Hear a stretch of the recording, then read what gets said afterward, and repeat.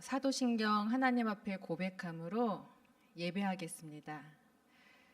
전능하사 천지를 만드신 하나님 아버지를 내가 믿사오며 그 외아들 우리 주 예수 그리스도를 믿사오니 이는 성령으로 잉태하사 동정녀 마리아에게 나시고 본디오 빌라도에게 고난을 받으사 십자가에 못 박혀 죽으시고 장사한 지 사흘 만에 죽은 자 가운데서 다시 살아나시며 하늘에 오르사 전능하신 하나님 우편에 앉아 계시다가 저리로서 산자와 죽은 자를 심판하러 오시리라.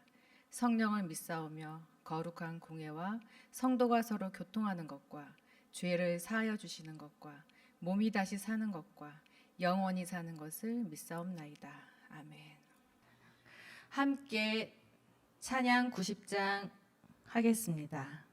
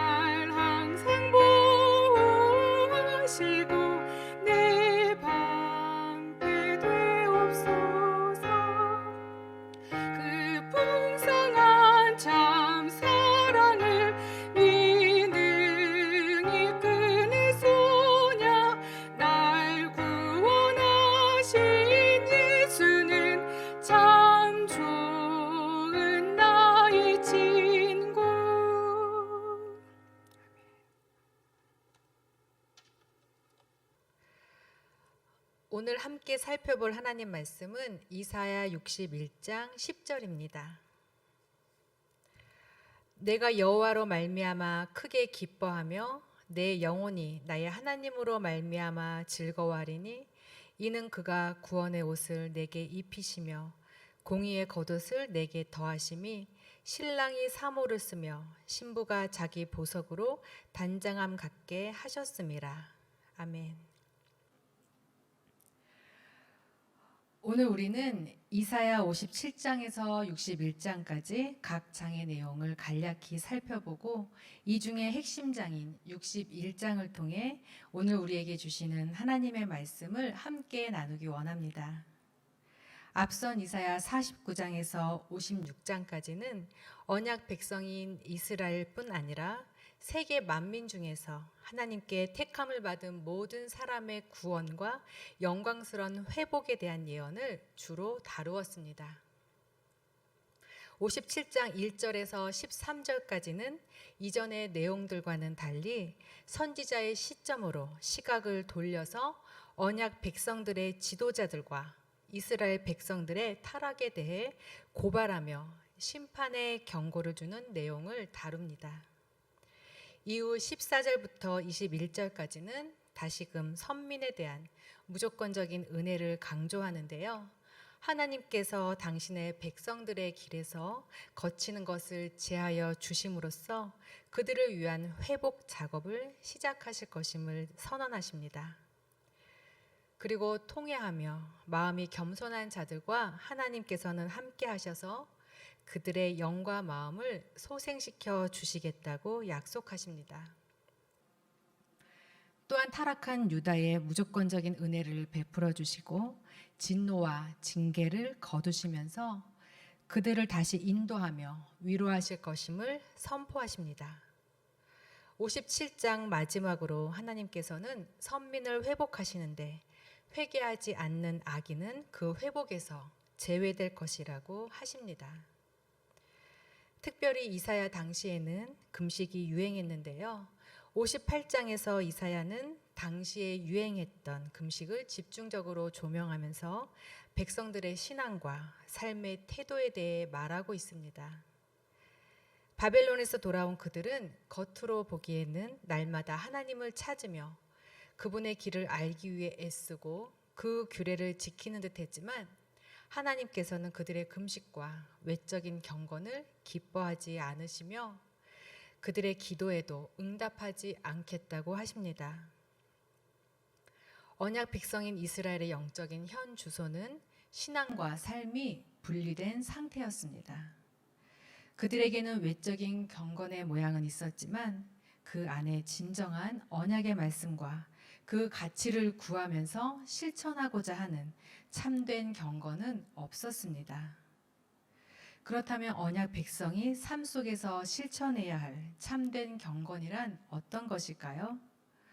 앞선 56장에서 찾아본다면 그것은 공의와 정의를 행하는 삶, 언약의 말씀을 진지하게 붙잡고 실천하는 것을 말합니다. 즉 참된 경건이란 하나님의 마음과 성품과 통치를 우리 삶의 다양한 관계 속에서 실현하는 것을 말합니다. 이것이야말로 성도가 실천할 수 있는 진정한 삶의 예배가 되는 것입니다. 이러한 참된 경건을 실천하는 삶을 살 때에 놀라운 변화와 축복을 경험하게 될 것이라고 말씀하십니다.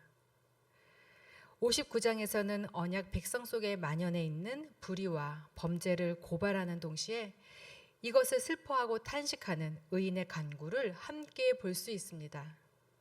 그리고 그 의인의 간구를 들으신 하나님께서 용사로 임하셔서 원수를 처단하시고 주의 백성에게 승리와 구원을 허락하십니다. 또한 하나님께서는 백성들 가운데에 중보자가 없는 것을 이상히 여기시며 직접 하나님께서 그들의 중보자가 되어주시고 영원한 언약을 맺겠다고 약속하십니다. 60장은 열방이 시온으로 나올 것에 대해 말씀하는데요. 이것은 외적인 회복으로서 재물이 유입되어 번성할 것이고 성전과 성벽은 재건되어서 열방 가운데 이스라엘이 존귀하게 되고 영원한 아름다움과 기쁨이 될 것이라고 말씀하십니다. 60장 1절에서 3절에 나타나는 빛은 근본적으로 하나님의 임재를 상징합니다. 이 빛은 이사야 9장 3절에서 이미 등장했는데요. 그 빛을 본 이방 백성들이 시온으로 온갖 재물과 향품을 가져올 것이라고 말씀합니다. 특별히 그들이 성산에 올라가서 이스라엘의 거룩하신 하나님께 제물을 드리는 장면은 이방인과 시온 백성이 함께 드리는 성전 예배를 묘사한다고 할 수 있습니다.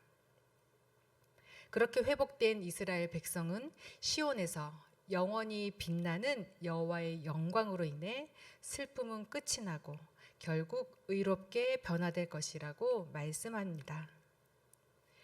지금까지 이사야 57장에서 60장의 내용을 살펴보았는데요. 이제는 주제장인 61장을 통해 우리가 붙잡아야 할 것이 무엇인지 알아보겠습니다. 61장 1절부터 3절까지는 하나님께서 세우실 메시아의 구원 사역에 대해서, 그리고 4절부터 마지막 절까지는 메시아의 구원 사역으로 인해 언약 백성이 누리게 될 축복이 예언되어 있습니다. 오늘 우리는 메시아의 구원 사역으로 인해 언약 백성이 누릴 여러 축복 중 10절 말씀에 집중하려고 합니다.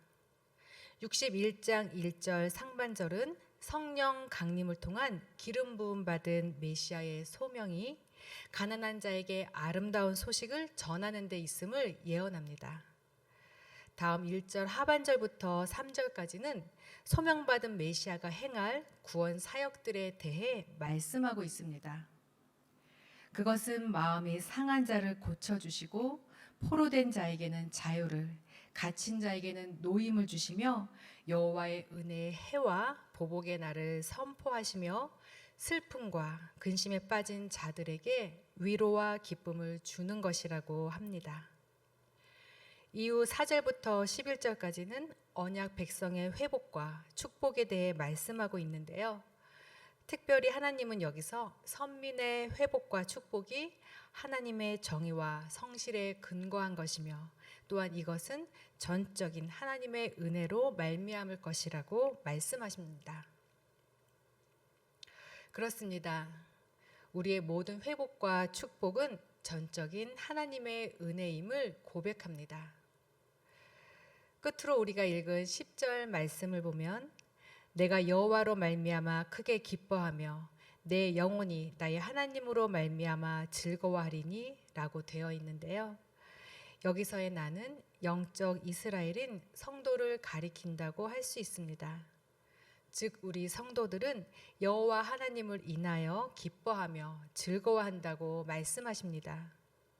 그 이유는 하나님께서 구원의 옷을 우리에게 입히시고 공의의 겉옷을 내게 더하심이 신랑이 사모를 쓰며 신부가 자기 보석으로 단장함 같게 하셨기 때문입니다. 이것은 마치 신랑 신부가 세상에서 가장 특별한 옷을 입듯이 하나님께서 구원으로 우리를 입히셨다는 것입니다. 이로써 우리 성도들은 기뻐하고 즐거워해야 할 명백한 이유가 있는 것입니다. 그것은 하나님께서 구원의 옷을 우리에게 입혀주셨기 때문입니다. 그리고 우리에게는 오늘이라는 하루가 또 선물로 주어졌습니다. 오늘 하루 우리에게 펼쳐질 인생이 회복과 축복의 기쁨이 될지 아니면 고통의 연속이 될지 또는 무의미한 일상의 반복이 될지는 우리가 어떤 것을 보며 무엇을 붙잡는지에 달려 있습니다. 오늘 하루도 우리가 집중하며 붙잡아야 할 것은 그리스도께서 나를 위해 이루신 큰 구원인 줄 믿습니다. 우리는 하나님이 나를 구원하셨고 또 그 구원을 이루어 가심을 믿습니다. 그러나 그 구원이 우리에게 가장 큰 힘이 되고 있는지는 우리가 우리의 삶을 어떻게 바라보며 또 어떻게 살고 있는지를 통해 증명될 것입니다.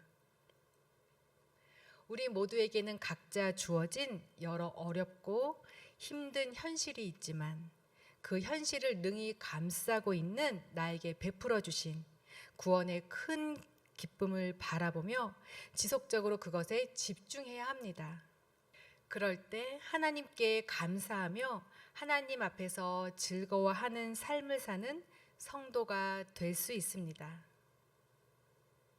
오늘 하루 이 구원의 큰 기쁨으로 인해 힘과 위로를 얻는 우리 모든 이음교회 성도님들 되시기를 바랍니다. 아멘.